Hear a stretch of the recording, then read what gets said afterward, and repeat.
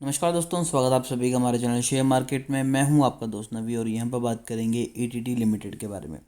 तो तकरीबन 19 रुपये 50 पैसे के पास ये स्टॉक ट्रेड कर रहा है। आज यहाँ पर 10% की तेज़ी है। लास्ट टाइम भी वीडियो बनाई थी तो कहा था कि स्टॉक बहुत ज़बरदस्त है, स्टॉक का पीई भी बहुत ज़्यादा जेन्युइन प्राइस पे है और इसकी बुक वैल्यू भी 34 रुपीज़ के अराउंड है। यानी कि इस लेवल पे स्टॉक को बाय करना बनता ही है। और आज आप यहाँ पर देख सकते हैं कि सीधा 10% का जंप हमें दिखाई दिया।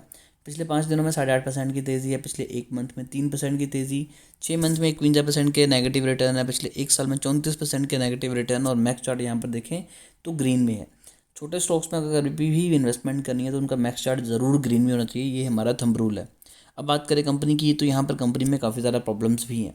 नेट इनकम 30% इंक्रीज़ हुई है, डिल्यूटेड ईपीएस 27% इंक्रीज़ हुआ। नेट प्रॉफिट मार्जिन की बात करें तो वो न्यूट्रल है और ऑपरेटिंग इनकम कंपनी की 33% इंक्रीज़ हुई है। अब कंपनी में कुछ नेगेटिव्स हैं, नो डाउट, वो तो होंगे ही क्योंकि शेयर सस्ता है और ऐसी कंपनीज़ को मैनिपुलेट करना भी काफ़ी ज़्यादा इजी हो जाता है। 20 करोड़ की कंपनी है तो इसे आराम से मैनिपुलेट किया जा सकता है। ऊपर से स्टॉक का पीई 10 का है, return on capital employed, return on equity दोनों ही बहुत बुरे हैं। डिविडेंड कंपनी आपको पे नहीं कर रही, कर्जा कंपनी के ऊपर नहीं है। रिजर्व में कंपनी के पास 24 करोड़ है और प्रमोटर होल्डिंग तकरीबन 26% है। सेल्स 97% डाउन हुई है और प्रॉफिट कंपनी का 1936% इंक्रीज़ हुआ है। अब ये दोनों चीज़ें मैच नहीं कर रही क्योंकि प्रॉफिट कंपनी का ईयर ऑन ईयर बेसिस पे तकरीबन 2000% इंक्रीज़ हुआ है, प्रॉफिट सेल्स कंपनी की 97% डाउन हुई है।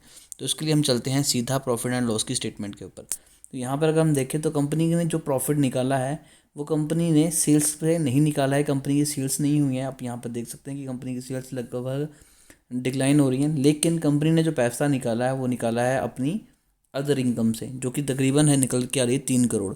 तो ओवरऑल कंपनी आ चुकी है प्रॉफिट में। तो यहाँ से हम बोल सकते हैं कि कंपनी प्रॉफिट में आई है। अगर बात करें इन्वेस्टर्स की तो यहाँ पर एक और रेड फ्लैग है कि पहले प्रमोटर की जो होल्डिंग है वो थी तकरीबन 2020 में 70%। अब धीरे धीरे करके प्रमोटर अपनी होल्डिंग कम कर रहे हैं। 2022 में 58% की होल्डिंग थी जो कि अब कम होकर 26% रह चुकी है और सबसे ज़्यादा जो मेजोरिटी में स्टेक्स हैं वो हैं पब्लिक के पास। तो यहाँ पर ये चीज़ें तंग करती हैं, तो बड़ी इन्वेस्टमेंट नहीं कर सकते। और ऐसे स्टॉक्स में हल्की फुल्की इन्वेस्टमेंट डेफिनेटली करनी चाहिए क्योंकि जितने इन स्टॉक्स में बुरी चीज़ें हैं उतनी ही स्टॉक्स में अच्छी चीज़ें भी हैं। फिर भी शेयर को लेकर अगर आपकी कोई भी क्वेरी है तो आप कमेंट कर सकते हैं। हमारी कोशिश होगी कि आपको अच्छी एडवाइस दें।